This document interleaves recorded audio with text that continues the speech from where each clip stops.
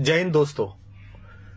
मुझे पता नहीं आप किसको सुन रहे हैं, कवि कुमार विश्वास को, एक राजनीतिक पार्टी में काम करने वाले कार्यकर्ता को, सोशल एक्टिविस्ट को, पर थोड़ी देर के लिए मुझे मत देखिए। मैं जो कहना चाह रहा हूं वो सुनिए।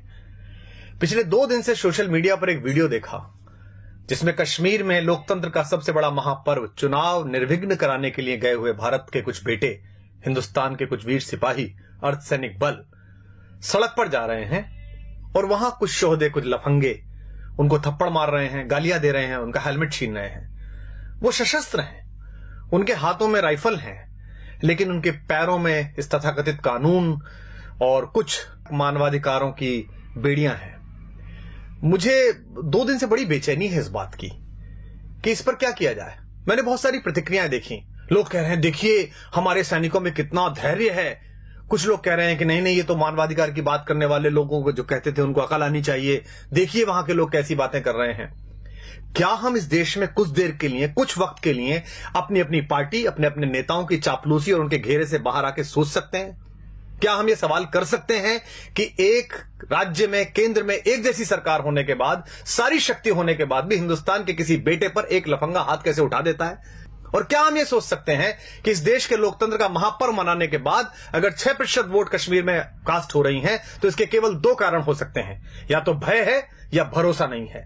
या तो लोगों को भय है कि अगर वो वोट डालने निकलेंगे तो अलगाववादी ताकतें उन पर हमला करेंगी, या उन्हें हमारी लोकतांत्रिक व्यवस्था में भरोसा नहीं है। और दोनों में ही हमको चिंता करनी पड़ेगी कि हम कश्मीर के साथियों को भरोसे में कैसे लें कि वो लोकतंत्र के माध्यम से मुख्यधारा में आए, या अलगाववादियों को इतना भय कैसे हो कि अगर तुमने किसी पर हाथ उठाया, उंगली उठाई तो तुम्हारी खैर नहीं होगी। लेकिन हमें कहां चिंता है? हम अपने अपने रहनुमाओं के पीछे फिदा हैं। मोदी मोदी, अरविंद अरविंद, राहुल, हमारे पास चेहरे आते रहते हैं। Indira is India, India is Indira, Modi राज आ गया, योगी राज आ गया, एके राज आ गया, राहुल गांधी जीत गए। हमें पता ही नहीं है कि कुछ वक्त का काम है। मोदी हो, राहुल हो, अरविंद हो, योगी हो, कोई भी है, 5 साल, 10 साल, 25 साल, देश 5000 साल का है और मेरे और आपके जाने के बाद हजारों वर्ष रहेगा। लेकिन सोच के देखिए कि आप कंधार से लेकर ब्रह्म प्रदेश तक थे, लेकिन हमारी इन्हीं चुप्पियों ने और हमारी अपनी अपनी रियासतों, अपने अपने राजाओं के प्रति इन्हीं निष्ठाओं ने इस देश के टुकड़े करा दिए और हम चुप बैठे रहे। और आज हम अपने पूर्वजों को कोसते रहते हैं कि उनके रहते कैसा कैसे बट गया, हमारे रहते हो रहा है। दुष्यंत का एक शेर है, रहनुमाओं की अदाओं पर फिदा है दुनिया, इस बहकती हुई दुनिया को संभालो यारो। प्रधानमंत्री मेरे भी हैं, गृहमंत्री मेरे भी हैं। सदन में बोलने से काम नहीं चलेगा, बाहर एक्शन करके दिखाना पड़ेगा। हमारा एक बेटा वहां जासूसी के आरोप में पकड़ लिया है, बाहर से उठा के ले आए, बंद कर लिया है। हम सदन में चिल्ला रहे हैं, हम सड़कों पे चिल्ला रहे हैं, हम फेसबुक पे आउटरीच दिखा रहे हैं पाकिस्तान के खिलाफ। हम अमेरिका की तरफ मुंह करके कह रहे हैं कि आप पाकिस्तान को आतंकवादी देश घोषित कर दीजिए। क्यों? आपने कर दिया, आप कर दीजिए। सबसे पहले बैठिए पार्लियामेंट में और कहिए कि पाकिस्तान आतंकवादी देश है, हम इससे बातचीत नहीं करेंगे। लेकिन आपने तो उसे मोस्ट फेवर्ड नेशन का बिजनेस स्टेटस दे रखा है।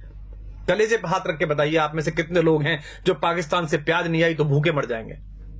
आप में से कितने लोग हैं कि अगर पाकिस्तान से कपास नहीं आया तो वो ठंड में मर जाएंगे? और मरते हैं तो मर जाएं। हम महाराणा प्रताप की कहानियां पढ़कर बड़े हुए हैं, जहां लोगों ने घास की रोटी खाकर अपने स्वाभिमान, अपनी स्वतंत्रता, अपनी निजता की रक्षा की है। क्या हो जाएगा इन प्रतिबंधों से? अगर नहीं आएगी प्याज, नहीं आएगी वहां से कपास, तो क्या हो जाएगा? भारत के अभूतपूर्व राष्ट्रपति एपीजे अब्दुल कलाम साहब ने तय किया कि भारत की अस्मिता का प्रतीक एक बार परमाणु विस्फोट करके देखा जाए। पोखरण में परमाणु विस्फोट हुआ, पूरी दुनिया ने हम पर प्रतिबंध लगाए, इसी अमेरिका ने हम पर प्रतिबंध लगाए। राष्ट्रवाद के प्रबल समर्थक और राष्ट्र नायक पंडित अटल बिहारी वाजपेयी देश के प्रधानमंत्री थे। उन्होंने सदन के अंदर कहा, हम भूखे रह लेंगे लेकिन हम अपने आत्मसम्मान से समझौता नहीं करेंगे। क्या हो गया हमारा? लगा लिए इस अमेरिका ने प्रतिबंध। उसके बाद हाथ जोड़कर इसी भारत के बाजार के दरवाजे पर आना पड़ा ना अपना माल बेचने के लिए। 125 करोड़ हैं हम, पूरी दुनिया का फैसला कर सकते हैं। इनके बाजार बंद हो सकते हैं हमारे कारण, इनकी दुकानें बंद हो सकती हैं हमारे कारण। इसलिए तय करिए, इन प्रतिबंधों से डरना नहीं है, इनकी गीदड़ भभकियों से नहीं डरना है। ये 2-2 साल, 400-400 साल पहले आजादी लिए हुए देश, ढूंढे गए देश, अपने थोड़े से भौतिक बल के बल पर इस देश की आध्यात्मिक चेतना और इस देश की शक्ति को आंख दिखाते हैं। हम उस विवेकानंद के वंशज हैं जिन्होंने उस पराधीनता के समय पर भी शिकागो में जाकर दुनिया के धर्मों को यह बताया था कि हम लेडीज एंड जेंटलमैन वाले नहीं, भाइयों और बहनों वाले देश हैं। अयम निजः परो वेति गणना लघुचेत साम उदार चरिता नाम तु वसुधैव कुटुंबकम। इसलिए हम वसुधा को कुटुंब समझते हैं, लेकिन यह भी ध्यान रखिएगा, युद्ध की संभावना में जी रहे सब देश सुन लें, युद्ध भी है, बुद्ध भी है, जिसे चाहे उसे चुन लें। एक देश अगर आपकी तरफ इतने खतरनाक इरादे रखता है तो आपका व्यवहार समझ में नहीं आता, आप स्वधर्म में ही नहीं, आप तय ही नहीं कर पा रहे कि क्या करेंगे। इस देश को, लोगों को एक बार तय करना पड़ेगा कि हमारा स्टैंड क्या है। तो आप सबसे अनुरोध है कि ये जब कहा गया कि रहनुमाओं की अदाओं पे फिदा है दुनिया, इस बहकती हुई दुनिया को संभालो यारो, तो दुष्यंत ने इसी गजल में यह शेर भी कहा था कि कौन कहता है कि आकाश में सुराख नहीं हो सकता, एक पत्थर तो तबीयत से उछालो यारो। अगर आप राष्ट्रवाद का नाम लेकर लोगों का विश्वास मत हासिल करेंगे और उसके बाद राष्ट्रवाद के प्रबल प्रवर्तक बेटे वहां थप्पड़ से पीटे जाएंगे तो लोग आपसे सवाल करेंगे। अगर आप भ्रष्टाचार मुक्ति का पर्व लेकर दिल्ली में सरकार बनाएंगे और उसके बाद आप ही के लोग भ्रष्टाचार के घेरे में होंगे और आप मौन हो जाएंगे, उन्हें बचाने की कोशिश करेंगे, तो लोग आपसे सवाल पूछेंगे। क्योंकि ये सरकारें आनी जानी है, 5 साल 10 साल इन हवेलियों में, इन महलों में, इन 7 रेसकोर्स में, इन मुख्यमंत्री निवासों में आपकी अस्थियां नहीं गाड़ी जानी। ये देश याद रखता है फकीरों को, ये देश याद रखता है गांधी को, ये देश याद रखता है जयप्रकाश नारायण को। इसलिए आप सबसे अनुरोध है कि अपने अपने कोटरों से बाहर निकलिए, अपने अपने ब्रैकेट से बाहर निकलिए। संकट बहुत बड़ा है, इसे हम सामान्य समझ रहे हैं। आपके रहते, आपकी सरकार के रहते, हम सबके रहते कश्मीर में कोई भी हिंदुस्तान का झंडा चला देता है। हम किससे उम्मीद करें? कवियों से उम्मीद करें? हम पिछले 10 साल से कविता सुन रहे थे, आत्महत्या की चिता पर देखकर किसान को नींद कैसे आ जाती है देश के प्रधान को। पिछले 3 सालों में 30,000 अन्नदाता, 30,000 भूमि मां के बेटे किसान आत्महत्या कर चुके हैं। पिछली बार भी की थी, मनमोहन सिंह जी की सरकार थी तब भी की थी। इन आंकड़ों के खेल में क्या उलझना? हम जंतर मंतर पर बैठे थे, हमारे सामने भी एक किसान फांसी पर झूल गया था, हमें भी नींद आनी बंद हो गई थी। लेकिन क्या इस पर कोई करेक्टिव मेजर्स उठा सकता है?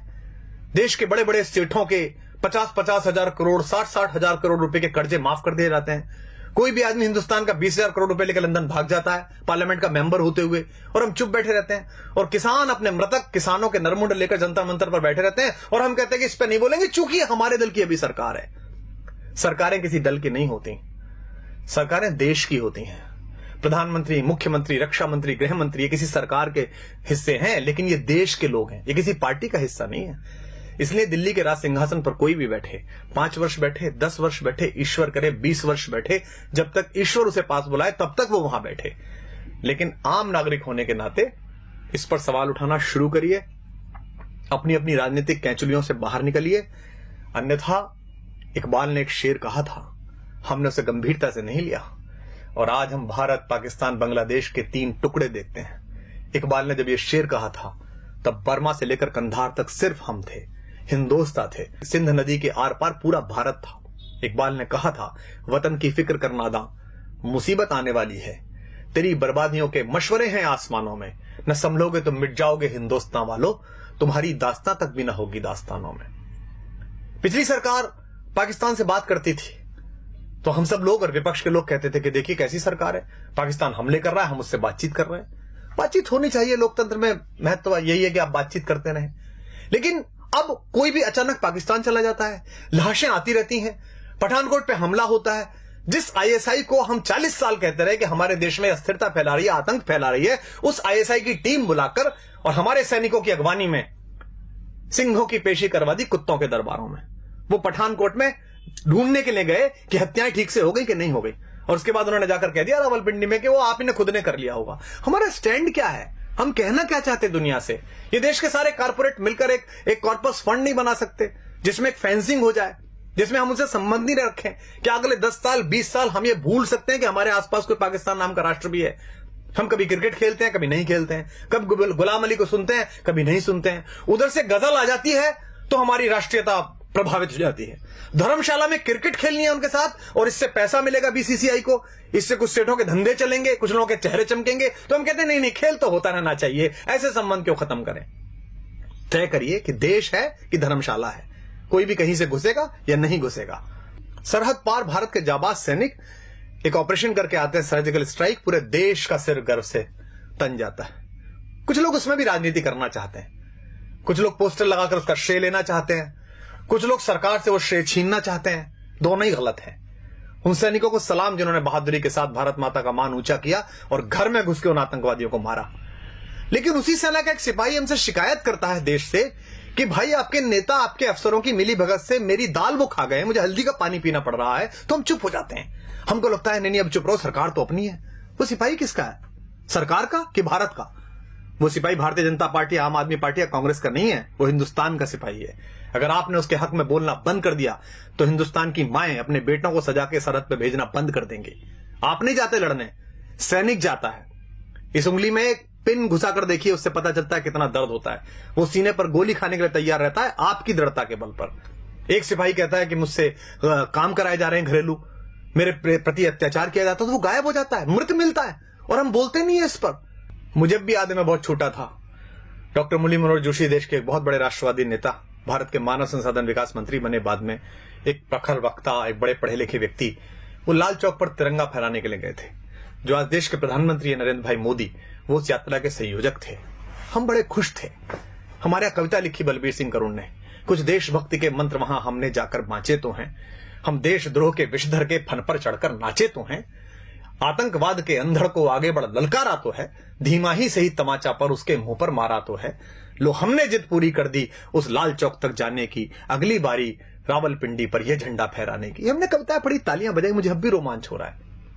बहुत अच्छा लगता है जब प्रधानमंत्री दिवाली की छुट्टियों पर सियाचिन जाते हैं, उन सैनिकों को बताने के लिए जाते हैं कि आप मेरे घर के मेंबर हैं। क्या हम में से ऐसा कोई नहीं कर सकता? क्या देश के प्रधानमंत्री, रक्षा मंत्री, देश के गृह मंत्री, मैं साथ चलने के लिए तैयार हूं, आप सब साथ चलने के लिए तैयार हैं। वो पूरे कश्मीर को अपने साथ लें और कश्मीर के लोगों से कहा आइए इस बार का 15 अगस्त लाल किले पर ध्वजारोहण के बाद 2 बजे ध्वजारोहण लाल चौक पर होगा। इतना बड़ा झंडा लगाएंगे हम कि उसकी छाया और उसकी फहर फहर पाकिस्तान तक दिखाई देगी। लेकिन हम बोलते नहीं हैं। लेकिन मैं बोलूंगा और आपको भी बोलना पड़ेगा, क्योंकि स्वर लय ताल छीन लो चाहे, प्राणों से भैरव गाएंगे। हम भी अगर नहीं बोले तो खुद को क्या मुंह दिखलाएंगे? अपनी संततियों के लिए, अपने समय के लिए और अपने देश के लिए खुद को तैयार करिए। अन्यथा ध्यान रखिएगा, जो देश, जो समाज अपने वर्तमान की समीक्षा नहीं करता, उसे इतिहास तो आदर देता ही नहीं है, भविष्य भी उसके लिए रास्ता देने से इनकार कर देता है। तो आप सबसे अनुरोध है, यह कष्ट साझा है, मेरा भी है, आपका भी है, क्योंकि न तेरा है न मेरा है, यह हिंदुस्तान सबका है। नहीं समझी गई ये बात तो नुकसान सबका है। मुझे आशा है कि युग के इस छोटे से चारण की, युग के इस छोटे से चंद्रबरदाई की आवाज इन नवीन पृथ्वीराजों के कान तक पहुंचेगी, इन चंद्रगुप्तों के कान तक पहुंचेगी, चाहे वो दिल्ली के छोटे सिंहासन पर हो या दिल्ली के बड़े सिंहासन पर हो। और आशा है कि अपने सामान्य से नागरिक, एक सामान्य से कवि, एक सामान्य से कार्यकर्ता की बात सुनकर वो इस देश के बारे में गंभीरता से वही सोचेंगे जो ये देश सोचता है। अगर आपको बात ठीक लगी हो तो इसे दूसरों तक पहुंचाइए। इस आवाज को इतनी बड़ी बनाइए कि इस देश की सरकारों को, इस देश में पॉलिसी तय करने वालों को, इस देश की गति नियति की दिशाएं तय करने वाले उन सब लोगों के कानों तक, उनकी आंखों तक यह आवाज पहुंच सके। जय हिंद, जय भारत, वंदे मातरम।